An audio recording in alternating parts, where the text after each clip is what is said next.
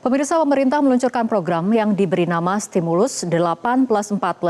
Salah satunya program pemberian upah bagi peserta magang lulusan perguruan tinggi. Adakah jaminan stimulus ini tidak akan hangus? Berikut ulasannya dalam Top Review. Tunggu apa lagi bersama Kata Oma. Bus Kata Oma, baru jagung bakar mentega. Jagung bakarnya nendang, menteganya meleleh di mulut. Rasakan kasih sayang Oma di kerenyahannya.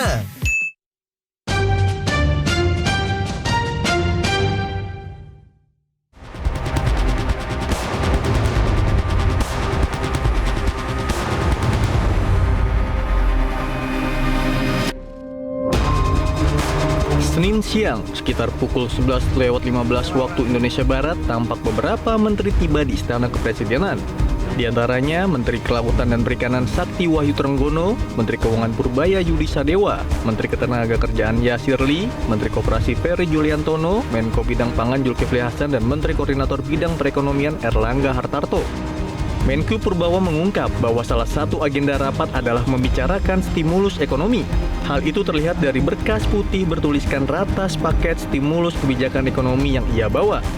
Usai rapat, pemerintah resmi merilis program paket ekonomi 2025. Total anggaran paket ekonomi yang terdiri dari 8 program itu senilai 16,23 triliun rupiah. Program diberi nama Stimulus 8+4+5. Dan rapat dengan Pak Presiden tadi membahas terkait dengan kebijakan yang akan diambil, yang kita beri nama program paket ekonomi di tahun 2025 ini, yang terdiri dari 8 program akselerasi di 2025, 4 program yang dilanjutkan di 2026, dan 5 program yang terkait dengan andalan pemerintah untuk penyerapan tenaga kerja.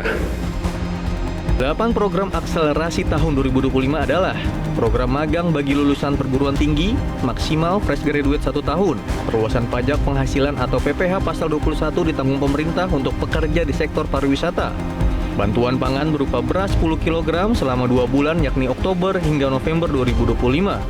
Berikutnya, program padat karya tunai atau cash forward melalui Kementerian Perhubungan dan Kementerian Pekerjaan Umum, penyaluran kredit usaha rakyat atau KUR, penyaluran kredit tanaman rakyat atau KTR, percepatan aturan deregulasi yang termuat dalam Peraturan Pemerintah 28 tahun 2025, dan penyediaan platform pemasaran dan gigs UMKM khusus pilot project di DKI Jakarta. Sedangkan 4 program lanjutan tahun 2026 adalah perpanjangan jangka waktu pemanfaatan PPh final 0,5% bagi wajib pajak UMKM, perpanjangan PPh pasal 21 DTP untuk pekerja di sektor pariwisata, perpanjangan PPh pasal 21 DTP untuk pekerja industri padat karya, dan diskon iuran jaminan kecelakaan kerja atau JKK dan jaminan kematian JKM untuk bukan penerima upah BPU seperti ojek online, petani, pedagang, dan nelayan. Berikutnya 5 program penyerapan tenaga kerja berupa operasional koperasi desa, kelurahan merah putih, KDKMP, replanting atau penanaman kembali di perkebunan rakyat, kampung nelayan merah putih, revitalisasi tambak pantura, dan modernisasi kapal nelayan. Mengenai program pemberian upah bagi peserta magang lulusan perguruan tinggi, menurut Menteri Koordinator Bidang Perekonomian Erlangga Hartarto, ditujukan untuk memfasilitasi fresh graduate maksimal 1 tahun, baik lulusan S1, D3, dan lainnya. Program akselerasi pembangunan tersebut, yang pertama adalah magang lulusan daripada perguruan tinggi dengan kriteria maksimum fresh graduate 1 tahun. Apakah itu S1, D3, dan yang lain, itu di link and match-kan dengan dikerjasamakan dengan sektor industri, di mana penerima manfaat di tahap pertama 20.000 orang, dan selama proses bekerja diberikan uang saku sebesar upah minimum UMP, dan ini untuk 6 bulan, dan anggarannya sudah disediakan sebesar 198 miliar. Direktur Ekonomi Digital di Center of Economic and Law Studies Selios, Nailul Huda, mengingatkan dalam program magang 6 bulan itu harus dipikirkan skema pasca 6 bulan, apakah ada jaminan lanjut dipekerjakan atau dilepas. Sebab jika dilepas maka itu menunda munculnya pengangguran saja. Di sisi lain, perusahaan cenderung merekrut tenaga kerja murah yang bahkan gajinya dibayar pemerintah. Ya, yang pertama kalau kita lihat memang program magang yang dilakukan selama ini memang dilakukan oleh perusahaan itu banyak yang berupa dia hanya mengejar upah murah sebenarnya. Dan saya lihat sebenarnya pemerintah harusnya menyelesaikan masalah tersebut terlebih dahulu, gitu kan.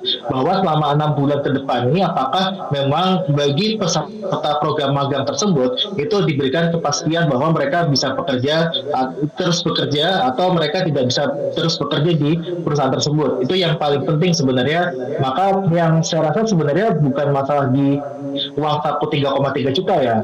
Itu sebenarnya bagus untuk mendongkrak daya beli, tapi yang saya harapkan di situ adalah adanya kepastian bagi peserta program magang ini untuk bisa terus bekerja di perusahaan tersebut, gitu kan. Jangan sampai ini hanya dimanfaatkan oleh perusahaan, dia menerima program magang tidak digaji oleh perusahaan tapi digaji oleh pemerintah, tapi setelah 6 bulan mereka dilepas lagi, gitu kan. Sementara itu, Selyus menilai diskon iuran jaminan kecelakaan kerja JKK dan jaminan kematian JKM untuk bukan penerima upah BPU seperti ojek online, petani, pedagang, dan nelayan sebagai hal yang positif. Ya, sangat positif sekali Mbak Sylvia. Ini yang seperti yang kita suarakan juga sebenarnya, bahwa di sini pekerja bukan penerima upah ya, itu memang menghadapi kendala untuk bisa mengakses BPJS Ketenagakerjaan terkait dengan JKK dan JKM. Nah, ketika pemerintah bisa mengintervensi di situ dengan berbagai skema dan berbagai bantuan dari pemerintah, tentu ini sangat positif sekali. Karena apa? Karena ini bukan hanya untuk meningkatkan daya beli atau meningkatkan sektor perekonomian, tapi ini adalah pemberian jaminan sosial bagi pekerja yang selama ini tidak akses ataupun tidak tercakup dalam JKK dan JKM. Nah, makanya ini bukan hanya soal insentif, tapi adalah ini soal pemberian jaminan sosial, dan ini saya rasa ini sangat bagus sekali.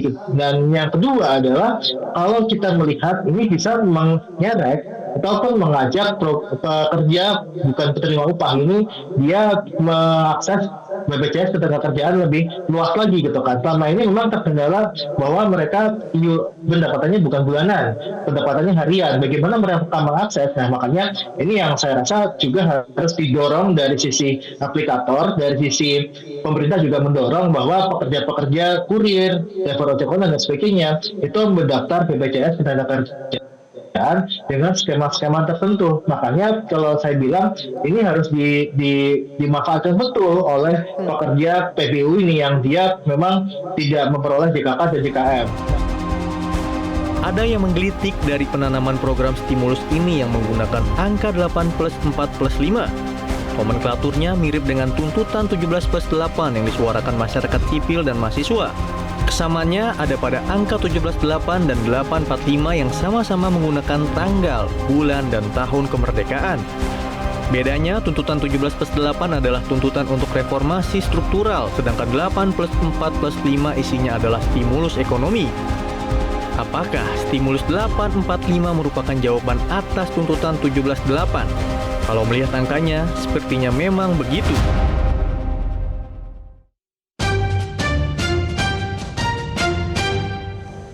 Jelajahi cara baru mendapatkan informasi. Download Metro TV Extend sekarang.